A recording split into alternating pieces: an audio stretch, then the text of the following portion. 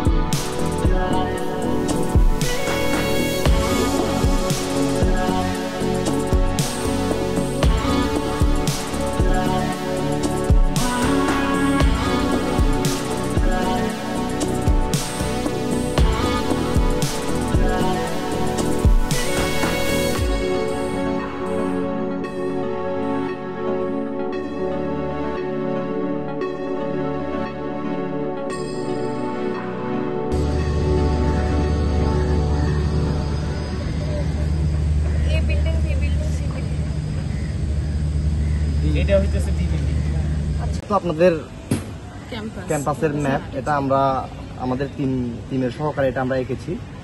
আপনারা আমাকে একটু প্লিজ কাইন্ডলি দেখিয়ে দিবেন যে ওই লোকে আপনাদের ম্যাপটা, যেহেতু আপনাদের ক্যাম্পাস, আপনাদের ম্যাপ আপনাদের মাধ্যমে সুন্দরভাবে বুঝতে পারলে আমাদের জন্য খুবই ভালো হবে ব্যাপারটা। এটা হচ্ছে যদিও প্লেগ্রাউন্ড বলা হয়, এখানে আমাদেরকে প্লে করতে যাওয়া হয়, নির্দিষ্ট কিছু সংখ্যক মানুষ ছাড়া এখানে প্লে করতে পারে না। আর এটা হচ্ছে ডি বিল্ডিং, যেটাকে নিয়ে আমি শুনলাম অনেক ইউনিভার্সিটি একাডেমিক্যালি রিসার্চ করা হয়। আমি জানি এরকম পার্সপেক্টিভ থেকে রিসার্চ করা হয়, কারণ এটাকে যদিও বলা হয় যে এনভায়রনমেন্টাল ফ্রেন্ডলি একটা বিল্ডিং, বাট এটা দাঁড়ায় আছে হচ্ছে একটা নদীর উপর। এটা কোন দিক থেকে এনভায়রনমেন্টাল ফ্রেন্ডলি সেটা আমি জানি না, কারণ পরিবেশ ধ্বংস করে আবার পরিবেশ বান্ধব বিল্ডিং বলা হচ্ছে। আর লেক যেটাকে দেখানো হচ্ছে, এটা হচ্ছে মশার হটস্পট বলা যায়।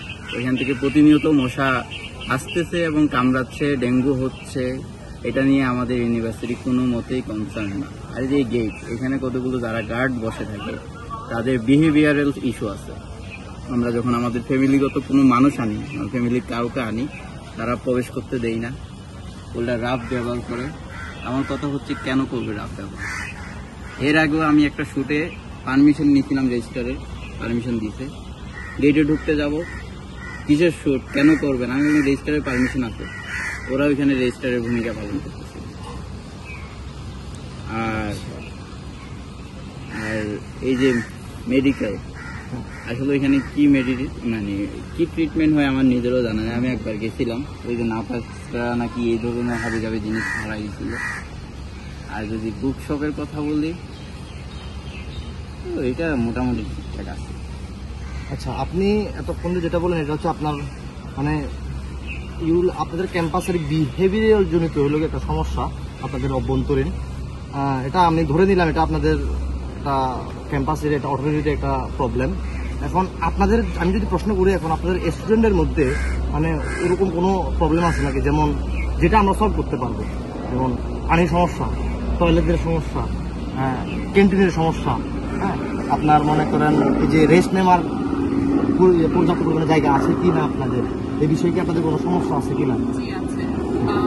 আমাদের মেয়েদের জন্য যে কমন রুমটা ইউজ করা হয় এটা খুবই স্বল্প এবং ছোট, কিন্তু ওখানে খালি কমন রুমটা কি আসলে, যেখানে মেয়েরা সচরাচর যে রেস্ট নিতে পারবে, মেয়েরা হচ্ছে প্রবলি একটু বড় জায়গাতেই থাকে। স্বাভাবিক, ইউনিভার্সিটি তো অনেক বড়, কিন্তু কমন রুম যদি জাস্ট একটা ছোট রুমের হয়ে থাকে, আমরা ওরকমভাবে আরাম বোধ করবো না। তাছাড়াও আরেকটা যে জিনিস, ওয়াশরুম নিয়ে আমি আপনাকে বলি, ওয়াশরুমে পর্যাপ্ত পরিমাণ টিস্যু থাকে না। এই টিস্যু প্রবলেমটা হচ্ছে স্বাভাবিক। একটা ওয়াশরুমে টিস্যু যদি না থাকে কেমন লাগবে আপনার? যদি আমরা অন্য ওয়াশরুমে দেখি, খালি মেয়েদের ওয়াশরুম না, আমরা ছেলেদের ওয়াশরুমে দেখলে কি ভাইয়া ভালোভাবে বলতে পারবেন, টিস্যু তারপর সাবান সচরাচর থাকে না, ইভেন ক্লিনও থাকে না। দেখা যাচ্ছে যে বারবার বলে বলে ক্লিন করানো হচ্ছে। কিন্তু আরেকটা জিনিস আমি আপনাকে বলতে চাচ্ছিলাম, সেটা হচ্ছে যে যে মেডিকেলের যে ব্যাপারটা হচ্ছে যে আমি যখন আমার লাস্ট টাইম পিরিয়ড হয়েছিল, আমি খুব স্ট্রাগল করছিলাম ওই মোমেন্টে, তখন আমি যখন মেডিসিন ওখানে গিয়েছিলাম, আমাকে বলেছে যে আপনি বাইরে যে একটা জুস খেয়ে নেন, ঠিক হয়ে যাবে।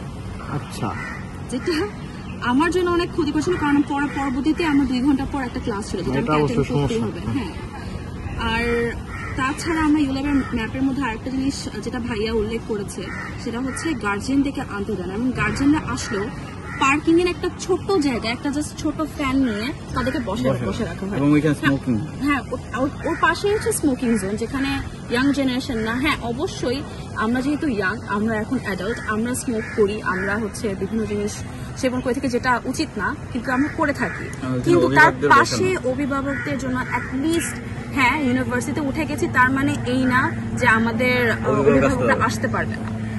তাদের জন্য একটা সুন্দর এসি রুম করা, বা তাদেরকে বসতে দেওয়া, তাদের খাবার দাবারের সুযোগ দেওয়া, সেটা বলতে হ্যাঁ তারা দরকার নিজে থেকে কিনে নিব, কিন্তু তাদেরকে তো সুযোগ সুবিধাটা দিতে হবে।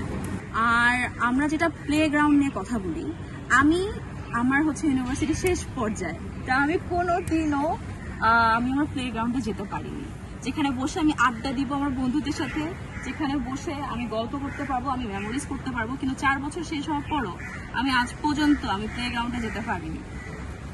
এটা খুবই দুর্ভাগ্যজনক আসলে। দুর্ভাগ্যজনক।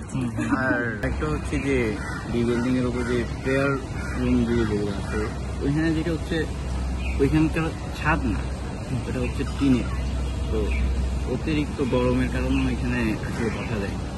আর যেহেতু মেইলদের কোনো বেস্ট রুম নাই, আমরা বেসিক্যালি হচ্ছে যদি লম্বা সময় ক্লাস পাই আমাদের এখানে যেয়ে বসে থাকি, এবং এটা আমাদের জন্য খুব কষ্টকর যে ওখানে বসে থাকা। আচ্ছা, তার মানে হলো মেয়েদের জন্য হলো গিয়ে 2-1টা কমন রুম থাকলেও ছেলেদের জন্য আসলে বসার মতো কোনো জায়গা নেই। হ্যাঁ, আসলে রুমটা আমরা মসজিদে নামাজও করে এখানে বসেও থাকি, বাট ওই যে এসি যেটা ছিল ওইটা জানি না কোথায় লাগাইছে। তাছাড়া ক্যাফেটেরিয়ার এসি, যেটা আমাদের ক্যাফেটেরিয়া কিন্তু খুবই ছোট। এই যে ভাই আপনাকে যে এখনই বললাম যে প্লে গ্রাউন্ডের ব্যাপারে, আমাদের ইউনিভার্সিটির সব থেকে সুন্দর যেটা প্লেগ্রাউন্ডে আমরা আজ পর্যন্ত, এটা হচ্ছে আমাদের প্লেগ্রাউন্ডে আমরা আজ পর্যন্ত ঢুকতে পারিনি।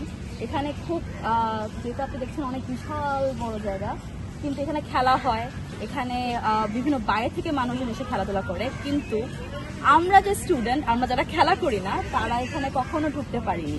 তাছাড়া এটা খুবই দুর্ভাগ্যজনক। তাছাড়া এটা দেখতে পাচ্ছেন যে এটা হচ্ছে আমাদের এই বিল্ডিং।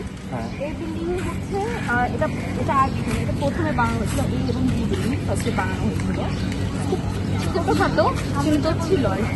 তাছাড়া এই বি বিল্ডিং এর নিচেই হচ্ছে আমাদের ক্যাফেটেরিয়া, খুব ছোট জায়গা। জি, এটা হচ্ছে আমাদের ক্যাফেটেরিয়া। আচ্ছা, এটা কি আপনাদের রেগুলারের পুকুর নাকি? না, এটা নদী ছিল, কিন্তু এখন এটা ডোবা। আচ্ছা, ইন্টারেস্টিং। ইউল্যাবের মধ্যে আচ্ছা, যত ডেঙ্গু রোগী আক্রান্ত হয়, আপনি যত দেখবেন যে না, আমরা যেসব স্টুডেন্টরা হচ্ছে পরীক্ষা দিতে পায় না, বলে যে আমার ডেঙ্গু হয়েছে, সব কারণ হচ্ছে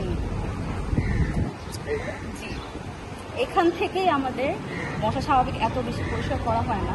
আপনি দেখতে পাচ্ছেন ওখানে প্রচুর ময়লা জমে আছে, এখান থেকে হচ্ছে ডেঙ্গু মশা উৎপত্তি হয়, মশাগুলো জন্ম নেয়, সেটা ক্লাসরুমে যায়, সেটা হচ্ছে আমরা স্টুডেন্ট স্বাভাবিক, আমাদের ওরকম অবস্থা নাই।